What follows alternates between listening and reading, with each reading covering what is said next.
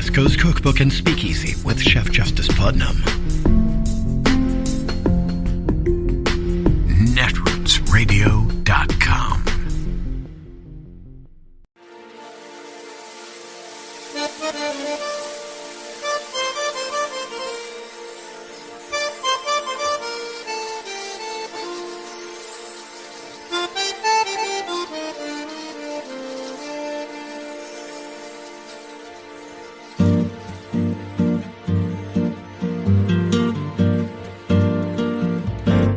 Je voudrais du soleil vert, des dentelles et des théières, des photos de bord de mer, dans mon jardin d'hiver.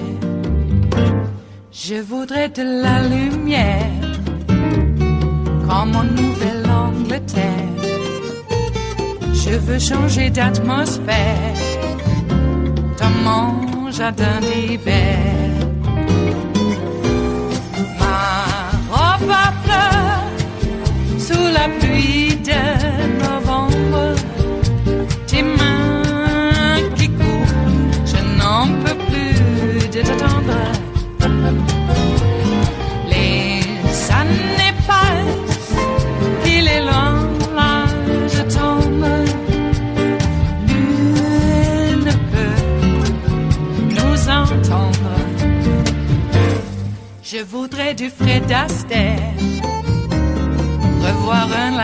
Good evening, everyone. We begin the readout tonight with new jaw-dropping audio recordings of Kevin McCarthy talking to and about his Republican colleagues. In these recordings obtained by the New York Times, McCarthy acknowledges that members of his party played a role in stoking violence on January 6th. And here's the kicker. It turns out McCarthy thinks the same way about Trump and the MAGA tribe as you do and as I do. Here he is talking with House Minority Whip Steve Scalise about Matt Gaetz, who criticized other Republicans by name in the days after the Capitol attack. This is serious to cut this out. Yeah, that's I mean, it's potentially illegal what he's doing. Well, he's putting people in jeopardy, and he doesn't need to be doing this. We saw what people would do in the Capitol, and these people came prepared with rope, with everything else. Okay, Kevin. I mean, sounding more like me than like a Republican. Oh, but there's more. McCarthy expressed concern about Republican lawmakers' rhetoric, fearing that people would get hurt.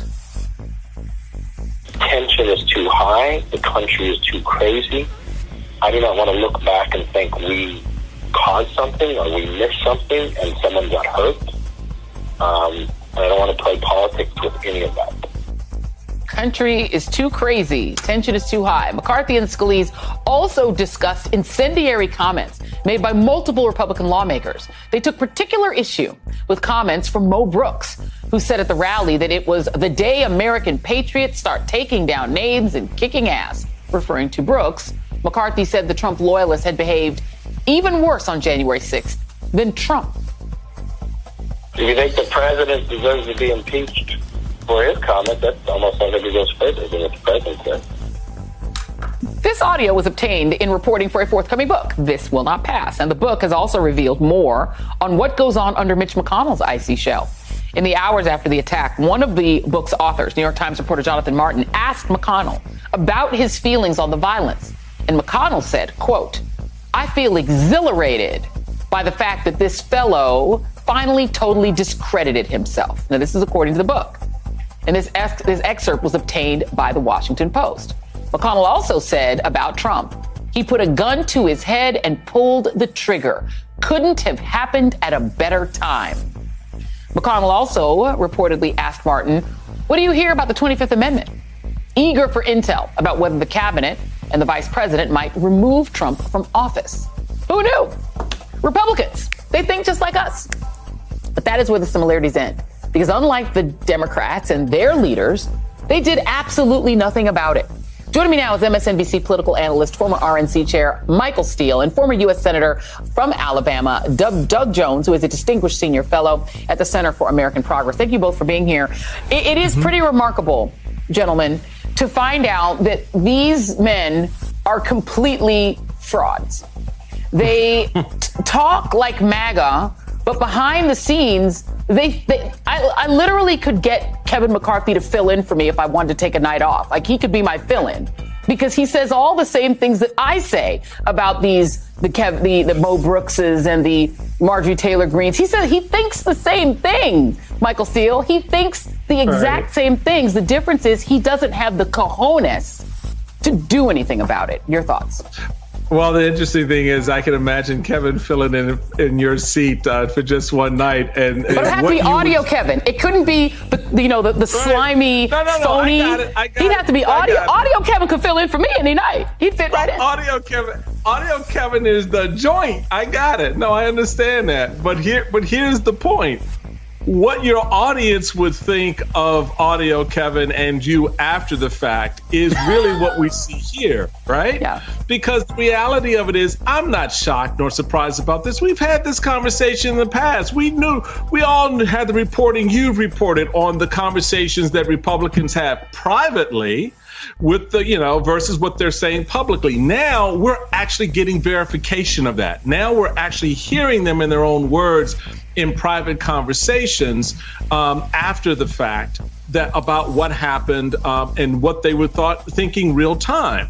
But here's the rub for Kevin McCarthy, for example. The lie wasn't, Kevin didn't say this to the New York Times or didn't say this in the recording.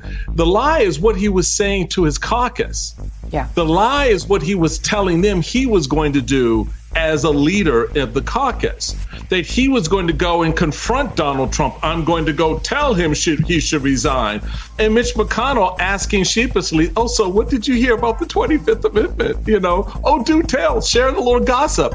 But these were people who were not prepared to confront their respective caucus with the truth. Yeah. Of what they were saying publicly, what they were saying privately, going forth in front of cameras and saying it publicly. And Michael, you and I have talked about this before about the Tea Party, because I think a lot of us missed what the Tea Party was. The Tea Party was the beginning of this nightmare. And people wanted to ascribe the Tea Party things that, economic anxiety. It wasn't true. They had this deep-seated, terror about modernity and change.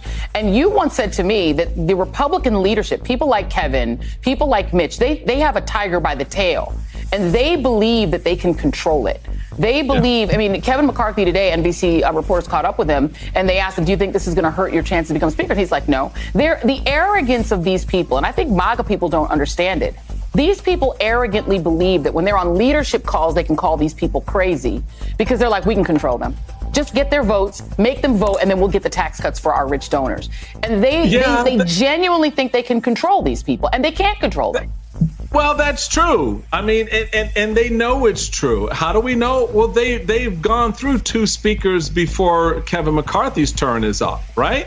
Yeah. There was a speaker, Paul Ryan. There was a speaker, John Boehner, and those very same individuals, now in the form of the Freedom Caucus said, bye-bye.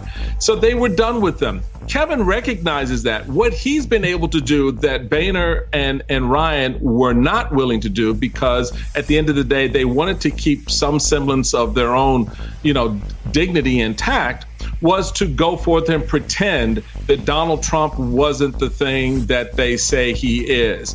And then, but privately sit there and go, oh no, Donald Trump, we got to get rid of him.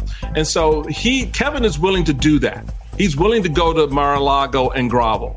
And that's not something that the others were willing to do. But that tiger by the tail thing, be careful what you think you have in your hand, baby, because it bites hard. And Kevin will find that out. And what I've heard, just real quick, what I've heard is that a lot of caucus members are not happy with being played as punks the way he's played them. That's right. They're stupid, but they're not dumb. Let me add you to this, Senator Doug Jones. We know that there is a legitimate reason for them to fear these people electorally. You, sir, who is a civil rights hero, were replaced by someone who I'm pretty sure I can hear a dial tone every time I see him on TV. Like, this guy doesn't know the basics of law or American history, but they're like, I'd rather have him. He's MAGA, right? And so they know that they can be replaced. Good people get replaced all the time by sort of lunatics on the right. So there's a reason for them to be afraid. But I wonder about people. You served with Chuck Grassley. This story keeps coming back to me. My poor team, I'm obsessed with it.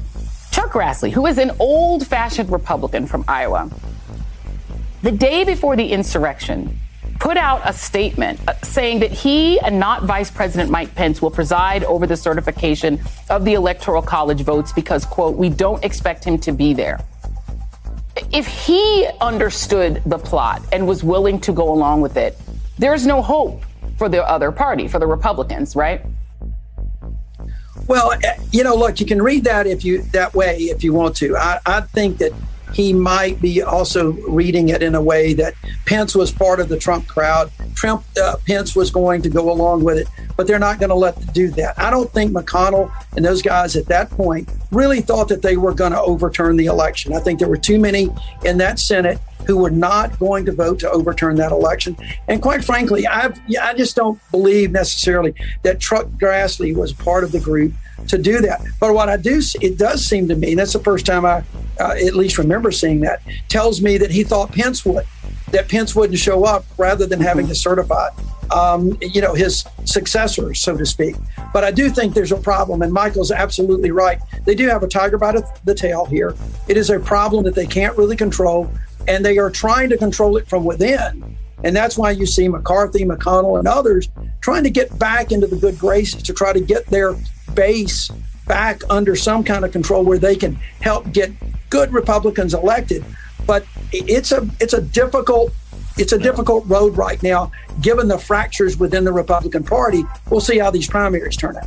The problem with that, Senator Jones, and I have great respect for you, is that I once interviewed a guy from an organization back in the early aughts, the early 2000s, who said, we're going to go along with Republicans for now because they're the vehicle to get what we want. This guy was far Christian right. And he said, but there's going to become a time when we're going to expect them to actually deliver the things we're demanding. No. The current freshman class of Republicans and freshman class of governors and people who are running now, they're promising to actually deliver on some of the incredibly extreme things that are being demanded. They don't believe in the whole say that you're going to be MAGA, but when you get there, just vote for deep tax cuts for the super rich. They actually want the fascistic, society retrograde thing. They want to turn back society. It is Wednesday, the 27th of April of 2022, and you are in West Coast Cookbook and Speakeasy. I am your chef de cuisine, Justice Putnam. Gunner, the English Bulldog, is our snoozing sous chef. And our daily special is Smothered Benedict Wednesdays. Will no one rid us of these meddlesome priests? No one? Okay, well, boy, do we have a fascist uprising here in America and around the world. Fairly scary. I still don't know what to make of this Elon Musk purchase. I presume the SEC is just going to, let it go through, even though he's under investigation for stock manipulation on Twitter. All right. One set of rules for them, which I think really a set of rules for them means no rules. They can do whatever they want. And then rules for the rest of us. How is it that Madison Cawthorn, for instance, is able to move about freely? I don't know. How many times do you get pulled over for having a suspended license before they throw your ass in jail? Let alone tow your car and then charge you by the hour for storage until you get it out, and that usually takes minimum 5 days. How is it that doesn't happen to him?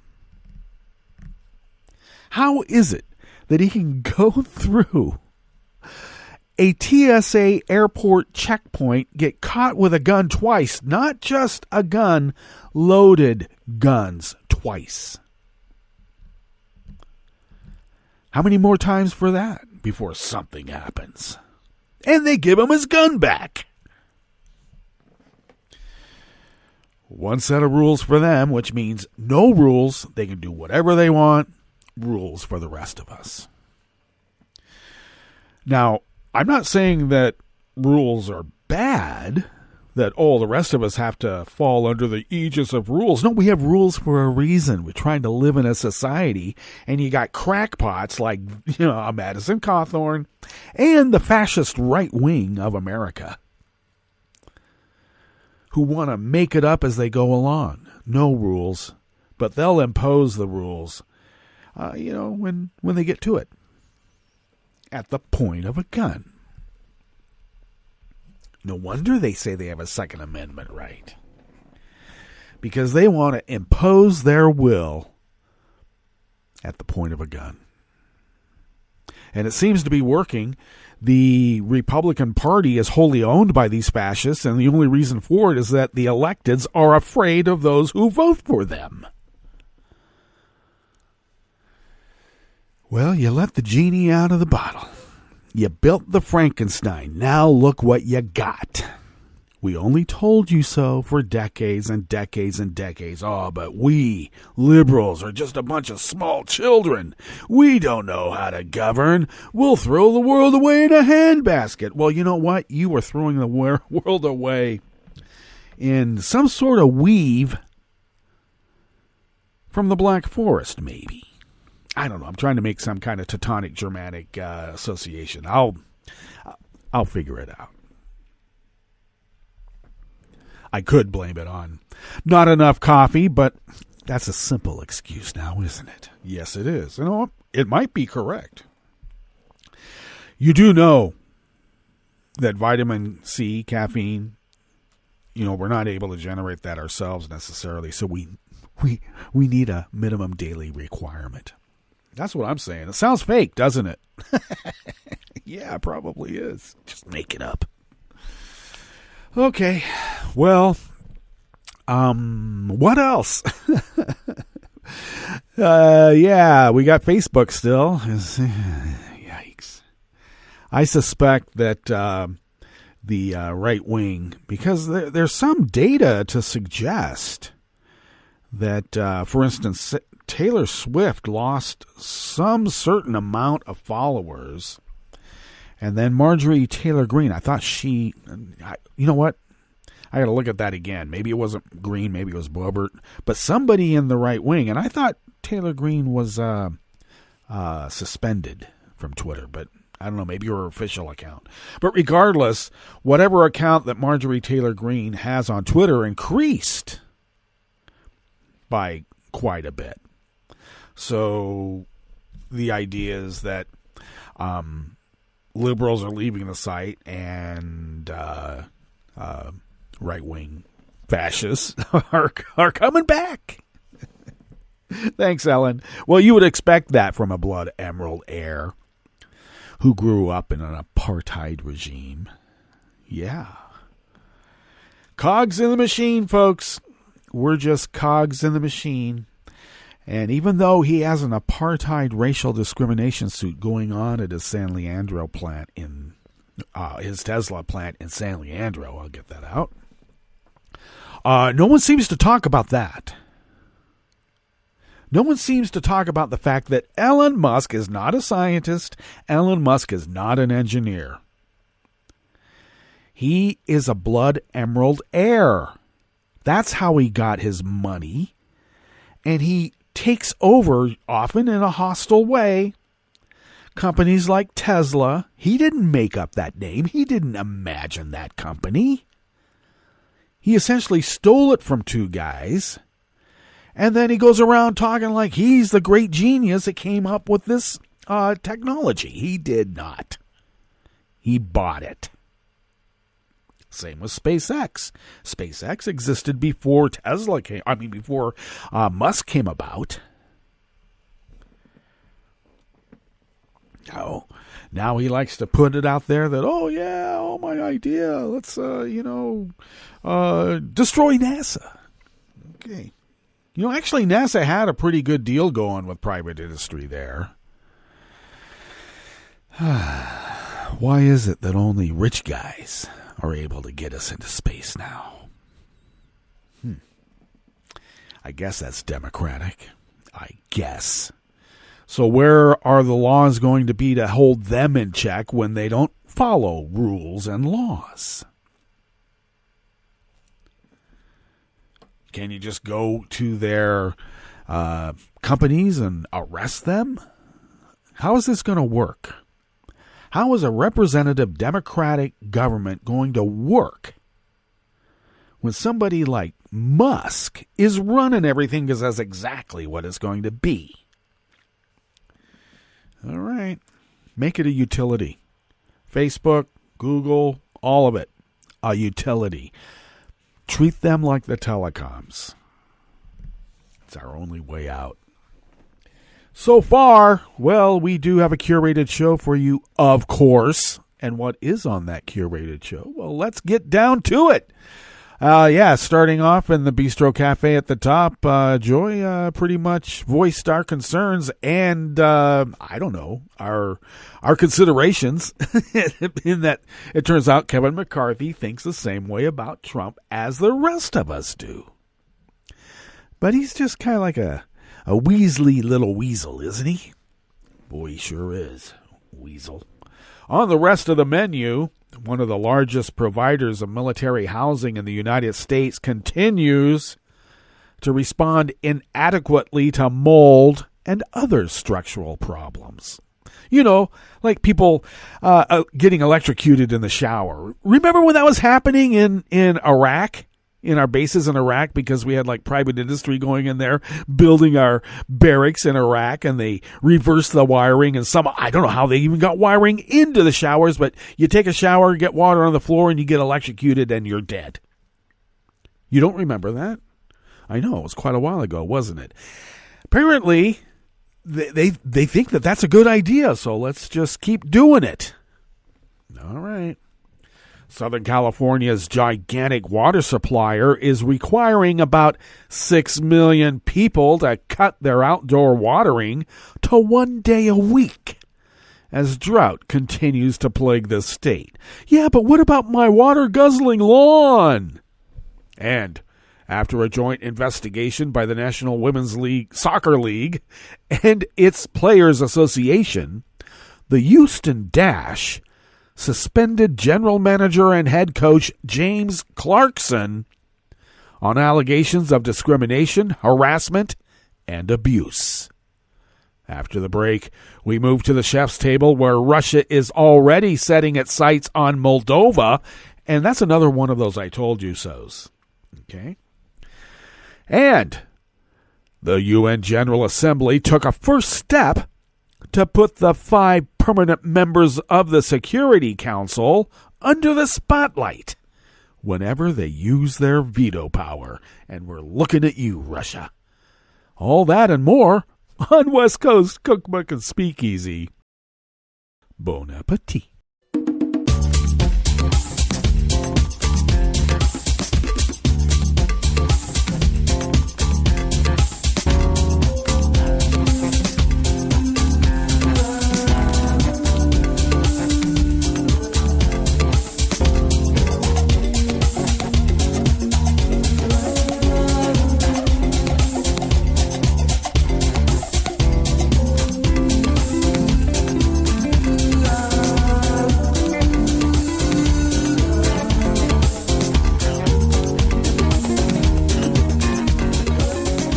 Bottom of our homepage at netrootsradio.com. To the right of the page is the chat room link, and the chat room is monitored by Kelly Lincoln, who will be attending in person, first time in 2 years, Netroots Nation this year in Pittsburgh. So we look forward to Kelly bringing us some fantastic content from Netroots Nation in Pittsburgh.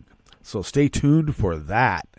If you would look across the page to the left from that chat room link that is near the bottom of our homepage at netrootsradio.com, there is the link to our Patreon page. And of course, yeah, we're not getting Elon Musk money. We're not getting George Soros money. We're not on the radar, thankfully, of those deep-pocketed types, because what would they do with us? They'd crush us and no one would ever remember, okay? But in our small way, we are a bulwark against this fascist takeover of the United States and representative democracy worldwide, and we take our job quite seriously. And to do that, we pay our bills, and I got to tell you, the bills keep going up. It's amazing. I was looking at our ISP bill. I guess I got to look for another carrier now. Yeah, I'm looking at you, Charter Spectrum. Thanks. Keeps going up. Regardless, we're spending just on the ISP bill over $100 more than what it was just 2 years ago. That's a steep increase. And it kind of bugs me because they're threatening a throttling too. Where's Aaron Schwartz when we need him? Damn it, he's dead. Well, that's why we got to ask for money, because we got to pay our bills. And when we pay our bills, we are able to fly under that radar and continue this resistance against dark forces arrayed against the United States of America and representative democracy worldwide. So thank you for your generosity. I know that times are tough. Dollars don't stretch as well as they used to just mere weeks ago. But if you can, if you could send us what you spend on an espresso-type coffee drink once a month, we're able to stretch those dollars still beyond compare. And then we pay those bills and we continue flying under that radar. And we thank you for your generosity in allowing us to fulfill our civic duty as the founders originally intended so many years ago. And they did. If you would like to follow Netroots Radio on Twitter, you can do so at Netroots Radio. Tom takes care of that and a hell of a lot more, too. Both he and Kelly help out so much. Thank you. If you would follow me on Twitter at Justice Putnam, I post the show notes and links diary on Daily Co's about 10 minutes before showtime. Really try hard to get that linked up on social media platforms like Twitter. For now we can. And those other social media platforms. And the show notes and links are where you can find the real and full reportage of the articles that we go through in this salon that we call West Coast Cookbook and Speakeasy. If you want to follow West Coast Cookbook and Speakeasy on Twitter, you can do so at Cookbook West and pick up podcasts by way of Spreaker, Stitcher, TuneIn, iHeart, YouTube, iTunes, really wherever podcasts can be found. And, of course, the Netroots Radio Deep Archive Library can be found at the Internet Archive at archive.org. Look for Netroots Radio. Okay, this first offering here in the Bistro Cafe of West Coast Cookbook and Speakeasy is, of course, out of the Associated Press by Kevin Fraking. Not, of course, Kevin Fraking, but, of course, Associated Press, because Reuters is still aligned with Vladimir Putin, and I don't like it. One of the largest providers of military housing in the United States continues to respond inadequately to mold and other structural problems threatening the health and safety of service members and their families, according to a Senate panel's investigation. The allegations against Balfour Beatty Communities, LLC, they always do that so that way no individual is held responsible for any of the crimes that might be committed. Well, the allegations are focused on housing provided to service members stationed at Fort Gordon Army Base in Georgia and Shepherd Air Force Base in Texas. The company oversees about 1,700 homes at the two bases. Balfour pleaded guilty in December to committing fraud against the United States from 2013 to 2019.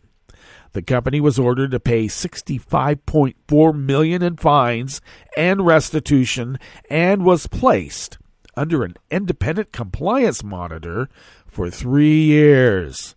The Senate panel, led by Senator John Ossoff and Ron Johnson, wow, Moscow Ron, released a report yesterday, Tuesday, concluding that Balfour's practices since 2019 mirror those that occurred in the previous years. Ossoff said the 8-month investigation by the Senate Permanent Subcommittee on Investigations stemmed from the complaints he heard from military families about their maintenance requests being ignored. He said that the investigation revealed grave risks to the health and safety of service members and their families. And that's a quote from Ossoff. 2 service members recounted their harrowing experiences with military housing at a hearing yesterday, Tuesday. U.S. Army Captain Samuel Chloe said his daughter developed a potential fatal allergy as a result of exposure to black mold and mildew. He said his family made repeated efforts to get Balfour Beatty to fix the problem, but were, quote, ignored, disappointed, or disregarded at every juncture, end quote. His daughter continues to break out with rashes and on her worst days resembles a burn victim, he said. Air Force Technical Sergeant Jack Fetoris described how a mold problem persisted in a Balfour Beatty house that his family lived in at Shepherd Air Force Base. He said that after moving into the home, his wife and children experienced symptoms that included rashes, nausea, memory loss, and fungal infections.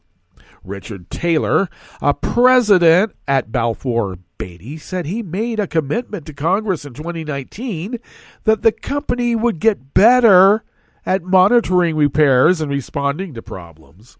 He said the company gets more than 280,000 work orders annually, and that performance metrics indicate the overwhelming majority of residents are happy with their homes. I consider 200, almost 300,000 work orders annually as quite a bit for the amount of homes that they are responsible for. All right. Balfour operates more than 43,000. Okay, I see. 43,000 on-base homes at 55 military bases. Okay, that makes a little bit more sense then. I thought it was just the 2 military bases. Ossoff read about a dozen emails from military housing residents that included, I have a pregnant wife who is high risk and I have to live with this exposed mold on my ceiling. Another read, death trap of a house. And Balfour's probably thinking, well, geez, you've already been exposed to the degraded uranium. Come on, we got a burn pit over here. Do you really think we care about mold?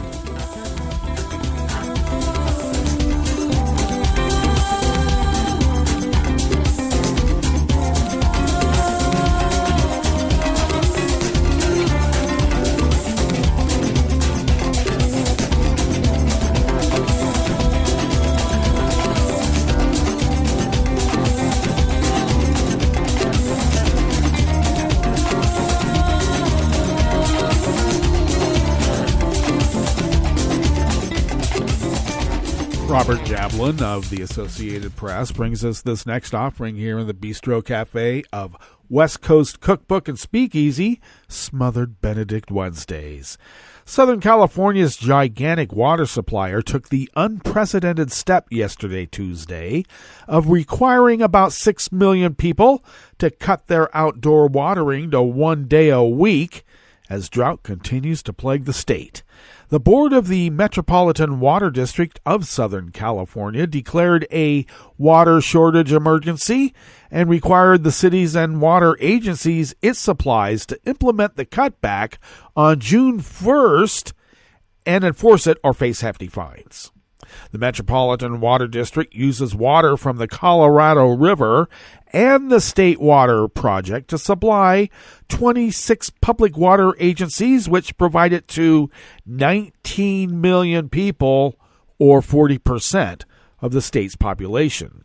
But record dry conditions have strained the system, lowering reservoir levels, and the State Water Project, which gets its water from the Sacramento San Joaquin River Delta, has estimated it will only be able to deliver about 5% of its usual allocation this year.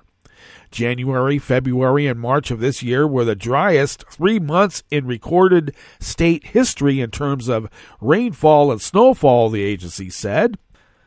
The Metropolitan Water District said that the 2020 and 2021 water years had the least rainfall on record for 2 consecutive years. In addition, Lake Oroville, the state water project's main reservoir, reached its lowest point last year since being filled in the 1970s.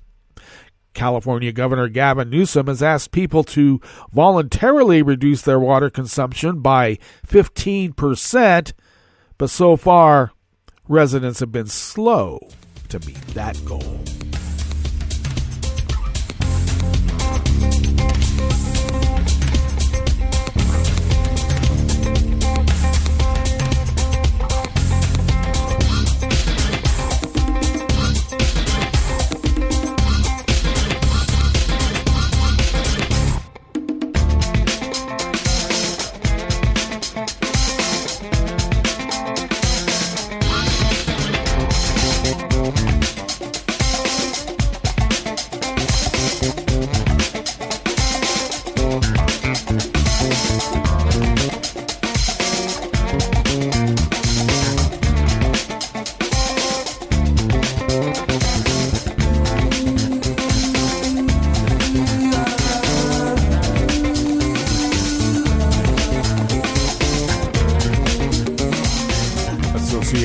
Staff bring us this final offering here in the Bistro Cafe of West Coast Cookbook and Speakeasy. The Houston Dash suspended general manager and head coach James Clarkson yesterday, Tuesday, after the team received a report on a joint investigation by the National Women's Soccer League and its Players Association into alleged discrimination, harassment, and abuse. The team announced the suspension, which was recommended by the league and the Soccer League and the Players Association. Houston also said that an ultimate decision about Clarkson's future as a leader and coach will be based on the final results of an ongoing investigation. NWSL Commissioner Jessica Berman, who began her job on April 20th, thanked the people who raised the concerns and for the team for taking swift action. The Players Association Executive Director Megan Burke said the investigation is doing the work of systemic transformation. The Houston Dash are the latest NWSL team to deal with reports of discrimination and harassment. In 2021, several coaches resigned or were fired due to abuse or harassment issues, and the New York, New Jersey Gotham FC fired its general manager. Also last year, the league investigated but did not take action against the Dash after a black player for the Chicago Red Stars said a security guard in Houston treated her and her boyfriend inappropriately because of their race. The Washington Spirit fired coach Richie Burke in September after an investigation by the league into alleged violations of the NWSL's anti-harassment policy. And North Carolina coach Paul Riley was fired later that month after The Athletic published the accounts of two former players who claimed misconduct, including sexual coercion. NWSL Commissioner Lisa Baird resigned on October 1st after about 19 months on the job, and the Players Association demanded a joint union league investigation into abuse. Red Stars coach Rory Dames resigned in November after the Post quoted several players as saying Dames was emotionally abusive. Cleaning house. All right, let's get to our break, and when we get back from that break, we will go through weather from around the world, and we will finish up with the stories that we've curated for you today. You are listening to West Coast Cookbook and Speakeasy, and we will be right back. You are listening to netrootsradio.com. Please hang up and try again.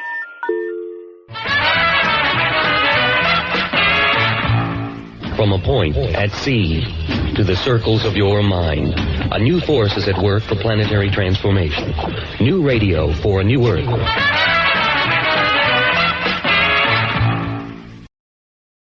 This is is Take Two Movie Review. I'm Kim Lowe. This week, Hang On. A Michael Bay film has a certain look to it. Namely, it cuts right to the action and is usually pretty stripped down when it comes to plot. His latest offering, Ambulance, is mostly true to form, but surprisingly has a lot more in the way of substance. It's about family, specifically two very different brothers and the ties that bind them. Along the way, it offers a rather scathing commentary on the state of the U.S. healthcare system. Ambulance is the story of two adopted brothers, Danny and Will, whose lives have taken very different paths. Danny has chosen to follow in the footsteps of their criminal father, whereas Will, a Marine Corps vet, has chosen the straight and narrow. That is, until Will's wife needs an experimental surgical procedure that an unfortunately accurately portrayed insurance company won't cover. At this point, Danny entices Will into helping out with a supposedly simple bank robbery, which could help pay for the wife's surgery. Big surprise, the simple robbery goes south, and all of a sudden the two perps and a couple of characters introduced earlier, one a star EMT, end up in a near full movie-length chase around L.A. featuring state-of-the-art ground and drone camera work and editing with pacing that'll literally leave you gripping your seat.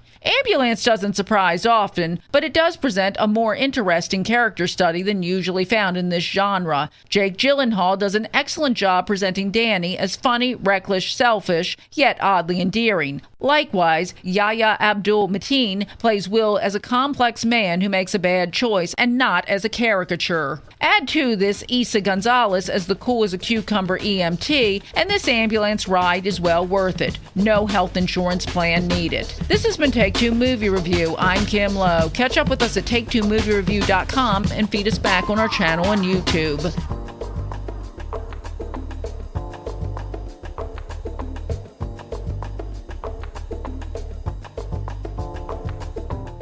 This is Scientific American's 60-Second Science. I'm Shayla Farzan. Climate change is affecting animals in a lot of different ways, but scientists have noticed a common trend across a variety of species. They're getting smaller, as in physically smaller in size. But why? And what could this mean? Scientists have observed this phenomenon in very different animal species, from wild sheep to wood rats. But it's especially well documented in North American songbirds. In 2019, researchers at the University of Michigan published a data set of more than 70,000 birds that died after hitting windows in Chicago. The data showed that the body sizes for dozens of species had actually shrunk over the past 40 years. But when Justin Baldwin, a graduate student at Washington University in St. Louis, took a closer look at the data, something stood out. There clearly seem to be some species that were shrinking a lot and other species that were shrinking much less. The question was, why were some bird species shrinking faster than others? Baldwin and his colleagues had a feeling that bird behavior might be playing a role. In birds, species with bigger brains tend to be smarter and can change their behavior based on their environment. That means they might be able to buffer themselves from increasing temperatures, says Carlos Botero, an assistant professor of biology at Washington University and the study's co-author. By adjusting their behavior, by changing the places that they look for food, the times of the day in which they do that, the things that they eat, and the ways in which they access those food sources, all those are ways in which they could experience a little bit less of a negative selection from all this variety of changes that we're seeing through climate change. A bigger-brained bird, for example, might adjust its behavior and stay in the shadows when it's hot. So the team decided to reanalyze that massive original data set, but this time factor in brain size. They found birds with larger brains in relation to their body size are shrinking at slower rates than birds with smaller brains.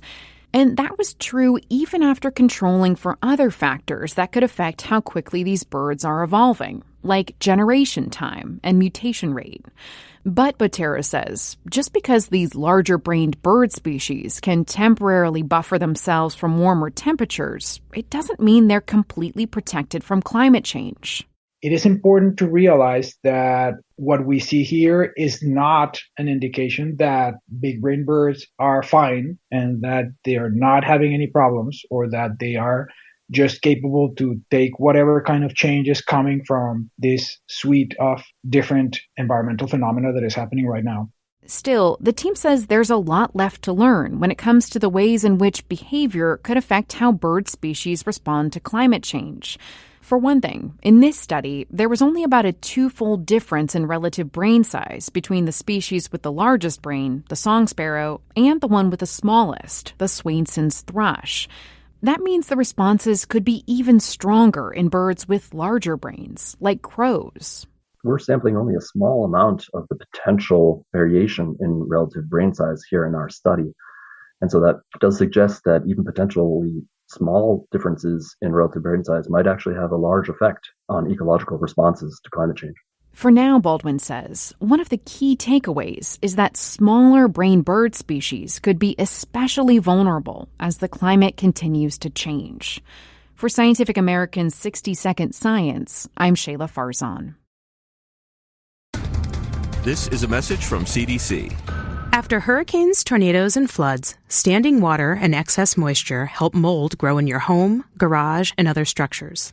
When you return to a home that has been flooded, know that you're likely to have mold. Mold puts your family's health at risk. If you have mold growing in your home, you should clean it up and fix other water problems, such as leaks in roofs, walls, or plumbing. Keep your children and pets out of affected areas until you've cleaned. Control moisture in your home to prevent mold growth.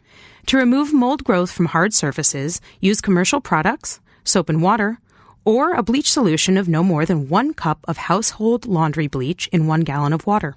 Follow the manufacturer's instructions. Never mix bleach with ammonia or other household cleaners. It will produce dangerous, toxic fumes. Open windows and doors to provide fresh air. For more information, visit cdc.gov or call 1-800-CDC-INFO. Hi, I'm Tom Hartman, and since you're listening to netrootsradio.com, show your progressive side and go to the donate button on the bottom of the homepage. It's progressives like you who power Netroots Radio and keep the progressive message beaming everywhere 24 hours a day. Just go to our donate button at the bottom of netrootsradio.com. Thank you for keeping progressive radio at full power.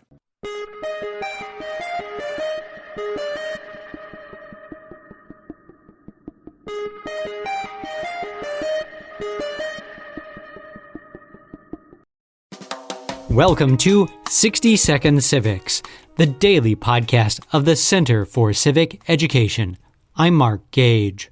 Abraham Lincoln's Gettysburg Address, given on November 19, 1863, recognized the central importance of founding-era principles to the meaning and destiny of America. He noted that 87 years had passed since the birth of a new nation conceived in liberty and dedicated to the proposition that all men are created equal. He praised the men who fought and died at the Battle of Gettysburg for the ideas that have united and sustained the American people, and he urged his fellow citizens to resolve that these dead shall not have died in vain, that this nation, under God, shall have a new birth in freedom, and that government of the people, by the people, for the people, shall not perish from the earth. These elegant words signify the enduring legacy of Abraham Lincoln to the people of America. That's all for today's podcast, 60-Second Civics, where civic education only takes a minute.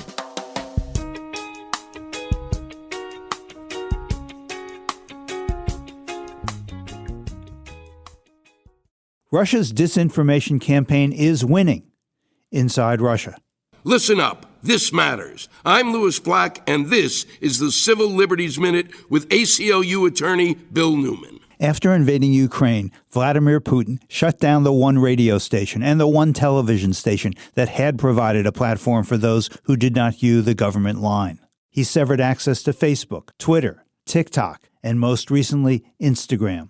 And ominously and effectively, Putin made it a crime to in any way contradict the government's version of the government or his war, an offense punishable by 15 years in prison. Indeed, it is a violation of this new state security law to refer to Putin's war as a war or as an invasion instead of a special military operation. Meanwhile, Russia's state media is manufacturing lies, including that Ukraine is manufacturing chemical and biological weapons to use against Russia. The disparity, the dissonance between reality, between what the rest of the world understands Russia is doing in the Ukraine and what Russian people understand is happening, should make us appreciate yet again the singular importance of freedom of the press, the need for accuracy, and the dangers of propaganda. We thank all the brave reporters who are providing us all with facts.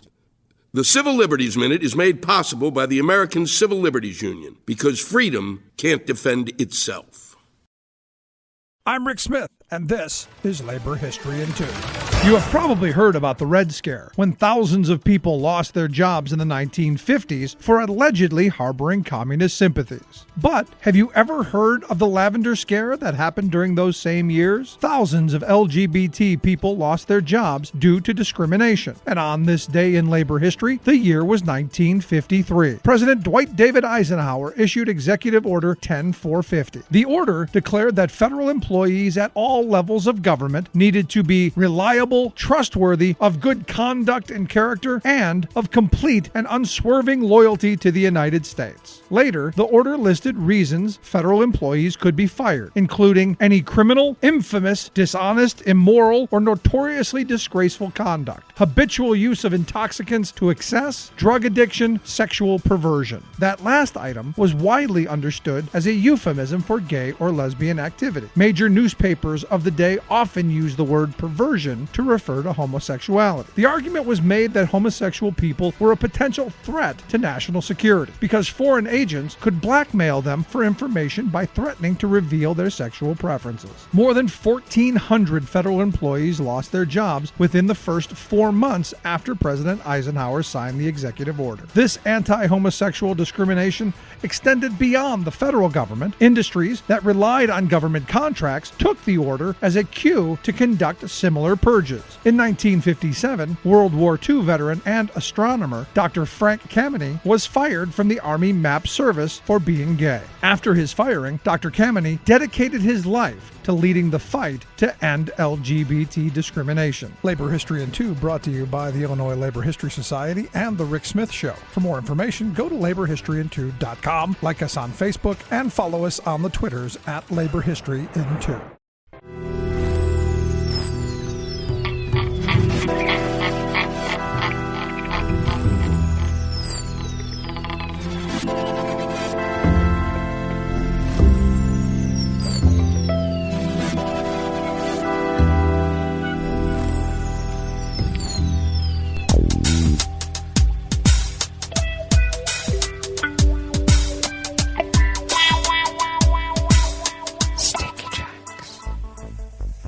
Thank you for accompanying us here to the chef's table at West Coast Cookbook and Speakeasy, Smothered Benedict Wednesdays.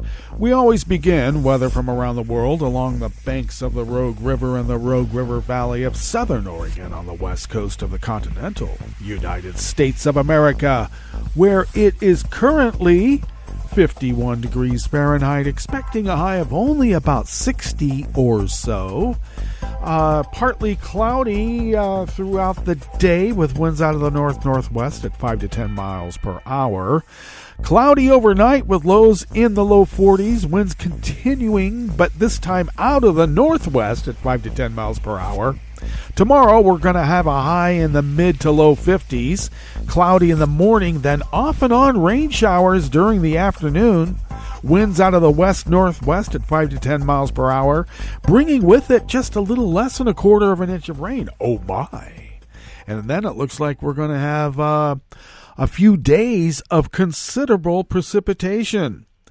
We'll see if that turns out to be true, because the way I think about it, the longer that it rains, the better for all the plants, especially the deep-rooted trees that need the water.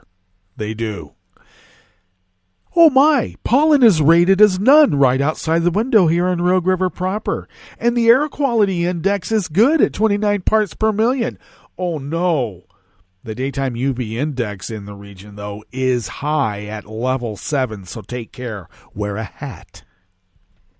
Barometric pressure is rising at 30.14 inches. Visibility is up to 10 miles. And relative humidity is at 75%. Weather from around the world is brought to you by a crowd of crowdsourced weather stations that a crowd crowdsources from around the world. London is 52 degrees and cloudy. Paris is 66 and sunny. Rome is 72 and fair. Kyiv is 60 degrees and partly cloudy. Kabul is 66 and mostly cloudy. Hong Kong is 81 and fair. Tokyo is 65 and cloudy. Sydney, Australia is 64 and cloudy. San Francisco, California is 51 degrees, partly cloudy with a fog advisory for offshore and on the bay for small crafts, so take care. And New York, New York is 55 degrees Fahrenheit and partly cloudy. And that is weather from around the world, brought to you by a crowd of crowdsourced weather stations that a crowd crowdsources from around the world.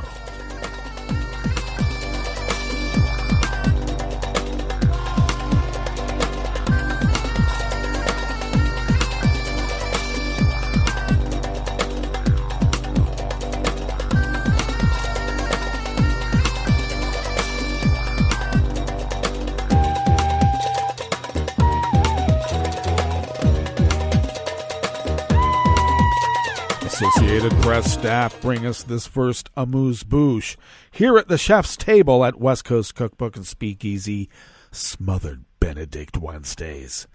2 explosions in a radio facility close to the Ukrainian border knocked a pair of powerful broadcast antennas out of service in Moldova's separatist region of Transdniester, local police said yesterday, Tuesday. Transdniester, a strip of land with about 470,000 people, has been under the control of separatist authorities since a 1992 war with Moldova. Russia bases about 1,500 troops in the breakaway region, nominally as peacekeepers. Ukrainian officials have expressed concern about Moscow using those forces to invade Ukraine, while the threat of renewed fighting over Transdniester worries Moldovan authorities. The fear that Russia will claim it needs to intervene. The fear is that Russia will claim it needs to intervene to protect its troops and restore order. The 2 antennas were used for broadcasting Russian radio stations. No one has claimed responsibility for the blasts. The U.S. has warned amidst the war in Ukraine that Russia will launch false flag attacks in nearby nations as a pretext for sending in troops.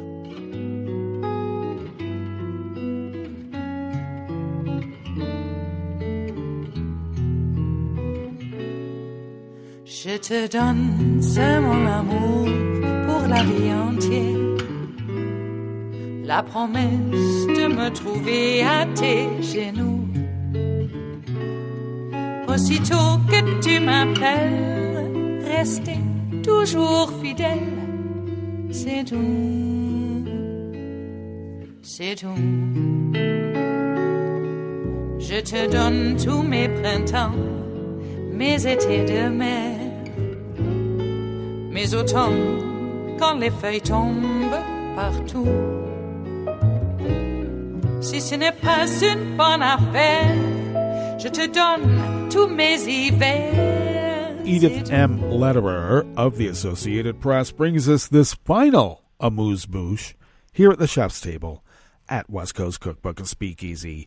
The UN General Assembly took a first step yesterday, Tuesday, to put the 5 permanent members of the Security Council under the spotlight whenever they use their veto power, a move highlighted by Russia's veto threat paralyzing any action by the UN's most powerful body on the Ukraine war. A resolution adopted by consensus in the 193-member assembly amid a burst of applause does not eliminate or limit the veto power of the Security Council's permanent members, the U.S., Russia, China, Britain, and France, but for the first time, The General Assembly will be required to hold a debate on the situation that sparks a veto in the Security Council within 10 working days. Precedence will be given on the list of speakers to the permanent member who casts a veto. The Assembly is not required to take or consider any action under the resolution, but the discussion could put veto wielders on the spot and let a raft of other countries be heard, as well they should. Well, that brings us to the end of our broadcast period for the day, but you do know Netroots Radio broadcasts on, and we will meet up here tomorrow for Metro Shrimp and Grits Thursdays. So do stay tuned to Netroots Radio all day and all night for all the breaking news as it breaks, and we will meet up here tomorrow, right here in West Coast Cookbook and Speakeasy. Bon appetit.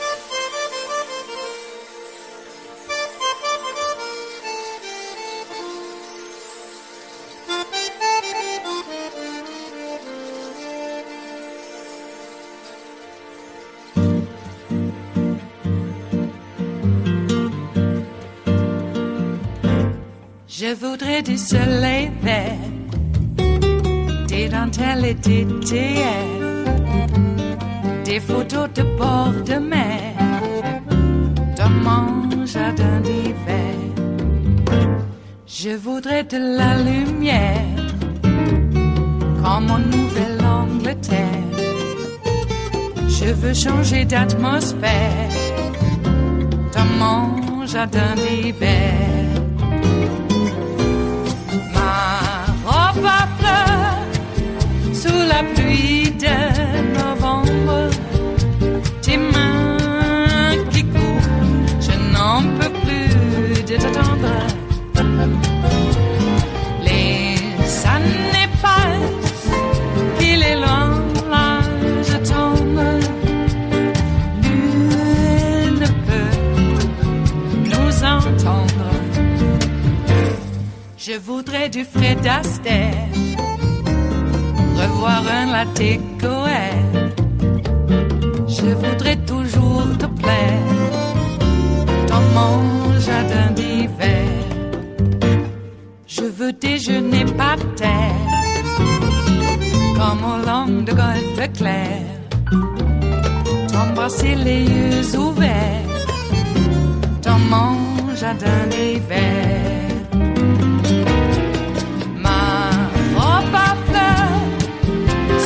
Pluie de novembre, tes mains qui courent, je n'en peux plus de t'attendre. Les années passent, il est loin, là je tombe. Nul ne peut nous entendre. Ba-da-da-dum-di-da-dum. Ba-da-da-dum-di-da-dum. Ba-da-da-dum-di-da-dum. Dans mon jardin d'hiver. Ba-da-da-dum-di-da-dum. Ba-da-da-dum-di-da-dum. Ba-da-da-dum-di-da-dum. Dans mon jardin d'hiver. Dans mon jardin d'hiver. Dans mon jardin d'hiver.